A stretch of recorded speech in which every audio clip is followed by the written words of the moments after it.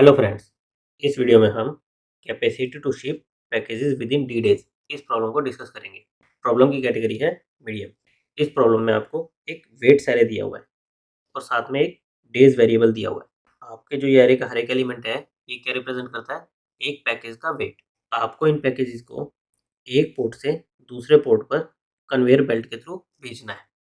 Conveyor belt की एक capacity है। आप इस कन्वेयर बेल्ट पर उस कैपेसिटी से ज़्यादा वेट नहीं डाल सकते हो। यानी कि आप एक दिन में इस पोर्ट से इस पोर्ट तक जो इस कन्वेयर बेल्ट की कैपेसिटी है उतना वेट ट्रांसफ़र कर सकते हो। और पैकेज आपका या तो पूरा जाएगा या बिल्कुल भी नहीं जाएगा। पार्शियल पैकेज नहीं जा सकता है। आपको रिटर्न क्या करना है? मिनिमम कन्वेयर बेल्ट की कैपेसिटी जिसकी आपको ज़रूरत पड़ेगी अगर आपको इन सारे पैकेजेस को जो डेज़ दिए हैं इतने डेज़ में एक पोर्ट से दूसरे पोर्ट पर भेजना है, तो वो आपको रिटर्न करना है। जैसे यहाँ पर एग्जांपल दिया है, आपके वेट से 1 2 3 4 5 6 7 8 9 10 डेज़ दिए हैं आपको 5। तो ये कह रहे हैं कि मिनिमम जो आपको कैपेसिटी की ज़रूरत पड़ेगी वो पड़ेगी 15। कैसे? कह रहे हैं कि आप फर्स्ट डेज़ में अगर 15 आपकी कैपेसिटी हो तो फर्स्ट डेज़ में ये 1 to 5 ये पैकेज भेज सकते हो। सेकंड डेज़ में 6 to 7, फिर 8, फिर 9 और फिर 10। तो इस तरह से 5 दिन में आप ये पैकेज भेज सकते हो। अगर आप इससे कम की कैपेसिटी रखोगे तो आप ये पैकेजेस 5 दिन में डिलीवर नहीं कर पाओगे। जैसे अगर मैं कैपेसिटी ले लूँ 14 ले लूँ, तो मैं फर्स्ट दिन कितना डिलीवर कर सकता हूँ? 1 + 2 3, 3 6 4 14 यहीं तक डिलीवर कर पाऊँगा। फिर सेकंड डे में कितना डिलीवर कर पाता हूँ? 5 + 6 11 यहीं तक डिलीवर कर पाऊँगा। थर्ड डे 7 + 8 15 ओवर हो गया। केवल ये पैकेज, केवल ये पैकेज अगले दिन, केवल ये पैकेज अगले दिन, केवल ये पैकेज अगले दिन। तो मुझे इन टोटल 6 डेज़ लग रहे हैं। तो इसलिए मेरी मिनिमम कैपेसिटी क्या आएगी? 15। नाउ यहाँ पर एक चीज़ नोट करिए कि अगर मैं 14 से अपनी रिक्वायरमेंट सेटिस्फाई नहीं कर पा रहा हूँ, यानी कि मेरी कैपेसिटी अगर 14 हो, तो मैं नंबर ऑफ डेज़ अचीव नहीं कर पा रहा हूँ, मुझे इससे ज़्यादा दिन लग रहे हैं, तो मैं इससे कम की कैपेसिटी से तो बिल्कुल सेटिस्फाई नहीं कर पाऊँगा। यानी कि अगर 14 से सेटिस्फाई नहीं कर पा रहा, तो 13, 12, 11, 10 मैं इससे कम किसी भी कैपेसिटी से अपनी रिक्वायरमेंट को सेटिस्फाई नहीं कर सकता, राइट? इसी तरह अगर मुझे इन सारे कंटेनर को एक ही दिन में भेजना हो, तो मुझे कितनी कैपेसिटी लगेगी? इन सब का सम, इनका सम क्या आएगा? 55। यानी कि अगर मेरे पास 55 की कैपेसिटी होती, मेरी कन्वेयर बेल्ट की 55 की कैपेसिटी होती, तो मैं इन सारे पैकेजेस को एक ही दिन में भेज सकता था। और अगर मैं इससे कोई बड़ी कैपेसिटी कंसीडर करता, 56, 57, तो भी मैं एक ही दिन में भेज सकता था। यानी कि अगर मैं एक कैपेसिटी से कोई रिक्वायरमेंट सेटिस्फाई कर पा रहा हूँ, मान लो मैं 55 से कुछ पर्टिकुलर नंबर ऑफ डेज़ में वो पैकेज को भेज पा रहा हूँ, तो अगर मैं कैपेसिटी को इंक्रीज़ करूँ, उससे बड़ी कोई कैपेसिटी लूँ, तो भी मैं सेम नंबर ऑफ डेज़ में अपने पैकेज को शिप कर सकता हूँ। यानी कि अगर मेरी एक कैपेसिटी सैटिस्फाई करे, तो उससे बड़ी तो कैपेसिटी सैटिस्फाई करेगी ही करेगी। इसी तरह अगर कोई एक कैपेसिटी सैटिस्फाई नहीं कर रही, तो उससे कम वाली भी सैटिस्फाई नहीं करेगी। तो अब मान लो मेरे पास 2 रेंजेज़ हैं, जिसमें एक सैटिस्फाई कर रही है, एक सैटिस्फाई नहीं कर रही।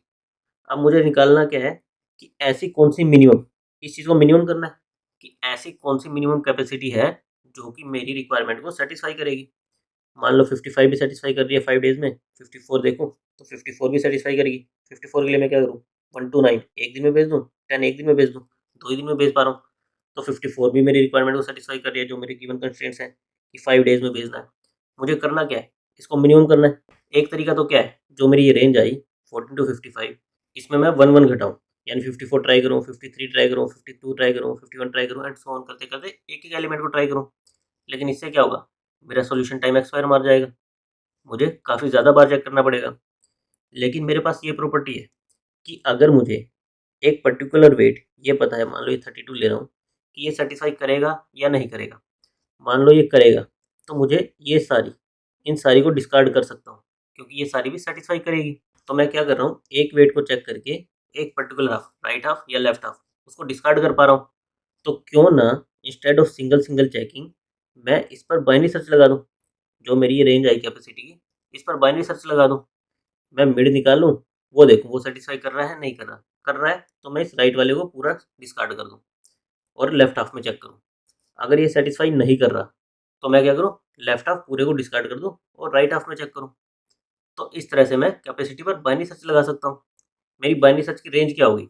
मुझे मिनिमम कैपेसिटी कितनी लगेगी? जो भी मेरा मैक्सिमम वेट होगा, उतनी तो मुझे चाहिए ही होगी। अदरवाइज़ तो मैं जो सबसे बड़ा पैकेज है, उसको ट्रांसफ़र ही नहीं कर पाऊँगा। तो मेरी मिनिमम कैपेसिटी क्या हो जाएगी? जो भी मेरे एरे में मैक्सिमम वेट होगा। इस एग्ज़ाम्पल में 10, और मैक्सिमम कैपेसिटी क्या लगेगी, जो भी मेरे इन सब का सम होगा।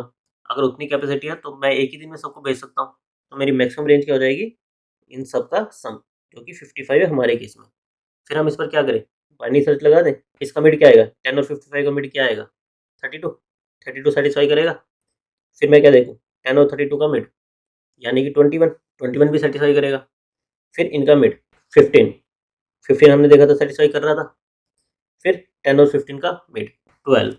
12 मेरा सेटिस्फाई नहीं करेगा, तो 12 और 15 का मिड 13। 13 भी सेटिस्फाई नहीं करेगा। 13 15 का मिड 14। 14 भी सेटिस्फाई नहीं करेगा, तो मेरा बचेगा क्या, 15 टू 15।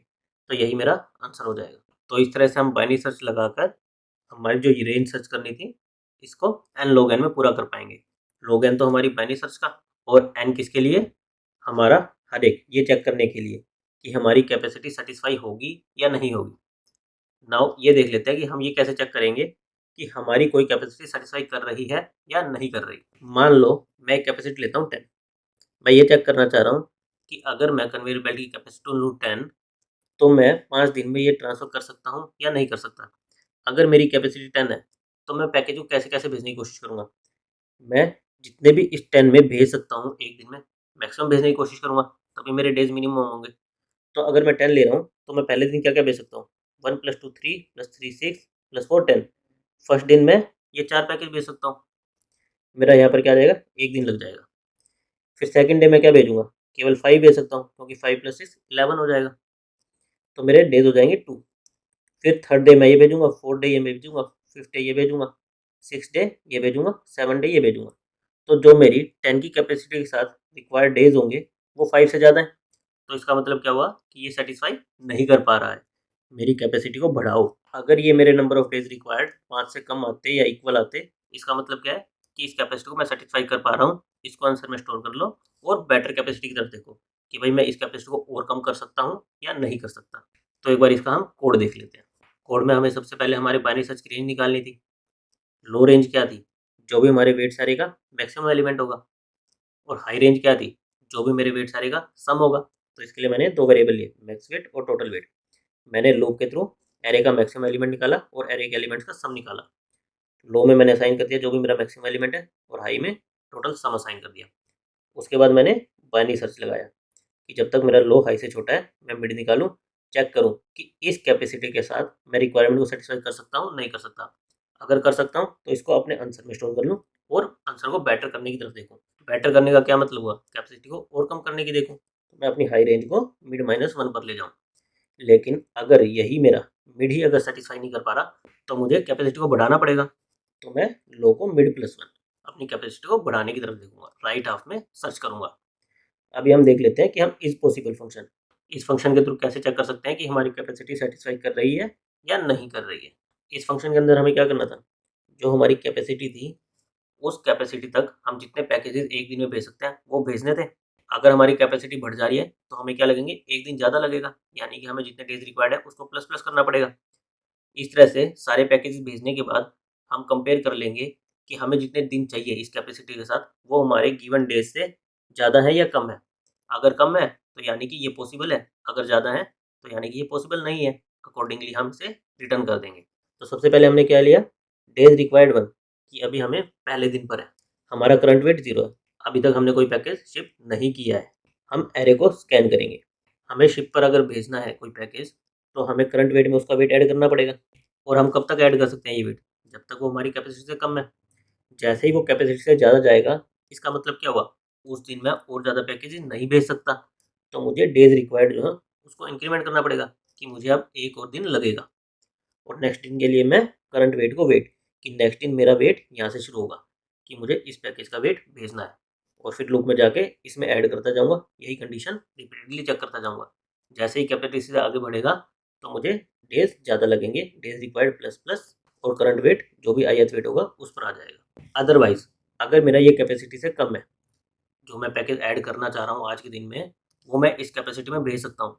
तो ऑब्वियसली क्योंकि मुझे दिन को मिनिमाइज़ करना है, तो मैं इसी कैपेसिटी में इसी दिन भेजूँगा। तो मैं करंट वेट में ये ऐड कर दूँगा कि ये पैकेज इसी दिन भेज दो, और डेज़ रिक्वायर्ड मेरे क्या रहेंगे, सेम ही रहेंगे। लास्ट में मैं क्या चेक करूँगा कि मेरे डेज़ रिक्वायर्ड जो गिवन डेज़ थे उससे ज़्यादा है, तो मतलब मैं सैटिस्फाई नहीं कर पा रहा इस कैपेसिटी को। तो मुझे फॉल्स रिटर्न करना है, अदरवाइज मुझे ट्रू रिटर्न करना है। तो ये वाला फंक्शन हमारा क्या लेगा, ऑफ एंड टाइम कॉम्प्लेक्सिटी लेगा। हम एक एरे के लिए लूप चला रहे हैं और हमारी बाइनरी सर्च कहाँ से कहाँ तक लगेगी, ऑफ रेंज तक लगेगी। रेंज क्या होगी, जो भी मेरा एरे का मैक्सिमम एलिमेंट होगा वहां से लेकर जो भी मेरा एरे का सम होगा। तो मैं ओवरऑल टाइम कॉम्प्लेक्सिटी कह सकता हूँ ऑफ एन इंटू सम, जो भी मेरे एरे के एलिमेंट का सम होगा उतनी मेरी टाइम कॉम्प्लेक्सिटी लगेगी। और स्पेस कॉम्प्लेक्सिटी क्या लगेगी, ऑफ वन। हम कोई भी एक्स्ट्रा एरे या वेरिएबल्स नहीं ले रहे हैं, तो हमारी ऑफ वन स्पेस कॉम्प्लेक्सिटी लगेगी। Thank you guys.